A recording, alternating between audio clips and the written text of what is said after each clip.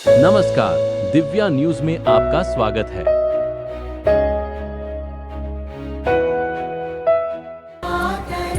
आज हम आपके सामने लाने जा रहे हैं 14 अगस्त की रात का वो सच जिसे हर भारतीय जानना चाहेगा।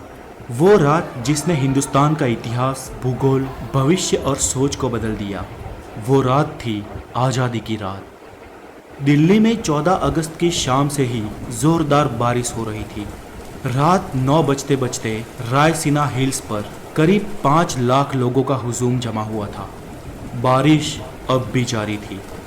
रात को करीब 10 बजे सरदार पटेल, जवाहरलाल नेहरू, डॉक्टर राजेंद्र प्रसाद और माउंटबेटन वाइसरॉय हाउस पहुंचे। 14 अगस्त 1947 की रात 12 बजने में कुछ ही मिनट बाकी थे। तब पंडित जवाहरलाल नेहरू ने 2 लाइनें कहकर अपना प्रवचन शुरू किया। At the stroke of the midnight hours, when the world slept, India will be awake to life and freedom. चंद ही मिनटों में 12 बजे और 15 अगस्त का ये दिन भारत के लिए खुशियां लेकर आया। 190 सालों बाद ब्रिटिश हुकूमत से देश स्वतंत्र हुआ था, लेकिन इन खुशियों के साथ उतना ही गम था, क्योंकि भारत ने अपना 3,46,737 स्क्वायर किलोमीटर का पूरा विस्तार और करीब 8 करोड़ 15 लाख लोग एक ही रात में गंवा दिए थे। देश 2 टुकड़ों में विभाजित हुआ था। महात्मा गांधी के जन आंदोलन से देश में नई क्रांति की शुरुआत हुई थी, तो एक और सुभाष चंद्र बोस की आजाद हिंद फौज ने अंग्रेजों का जीना दुश्वार कर रखा था। ऊपर से दूसरे विश्व युद्ध के बाद ब्रिटिश सरकार में उतना दम भी नहीं था कि वो हिंदुस्तान पर अब शासन चला सके।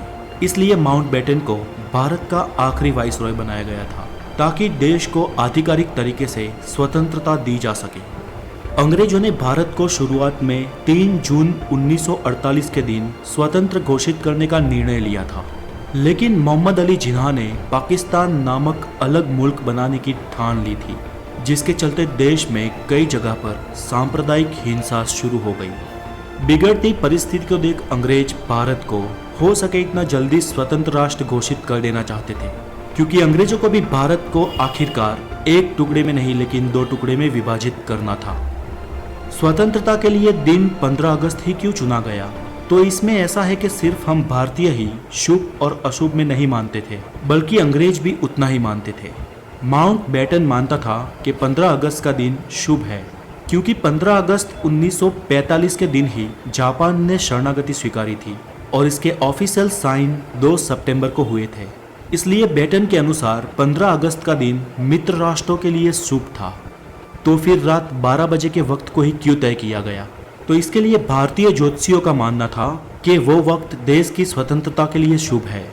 तय किया गया था कि पंडित नेहरू को अपनी स्पीच रात 12 बजे से पहले ही समाप्त कर देनी है और रात 12 बजे शंखनाद के साथ भारतीय लोकतंत्र की शुरुआत होगी।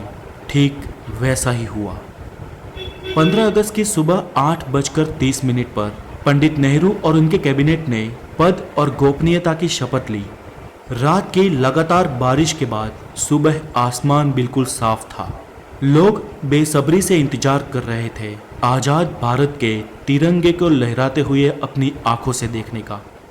देश के तिरंगे को सबसे पहले जवाहरलाल नेहरू ने रात को 12 बजे ही पार्लियामेंट सेंट्रल हॉल में लहराया था और दूसरी बार सुबह 8:30 पर भव्य राष्ट्रध्वज को जनता के सामने ब्रिटिश राष्ट्रध्वज को उतारकर लहराया गया।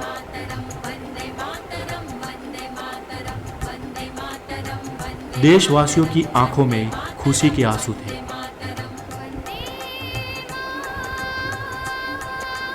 आजादी के बाद 15 अगस्त के दिन ही एक साथ अंग्रेजों ने देश को नहीं छोड़ा। आजाद भारत के कुछ आला अफसर भी कुछ समय तक अंग्रेज ही रहे। 1500 ब्रिटिश सैनिकों की पहली टीम 17 अगस्त 1947 के दिन अपने देश रवाना हुई, तो आखिरी टीम 27 अगस्त 1948 के दिन निकली। दोस्तों, ताज्जुब की बात ये कि लुटेरे अंग्रेज हमारे देश के अतिथि बन के आए हो, उस तरह से उन्हें विदा किया गया।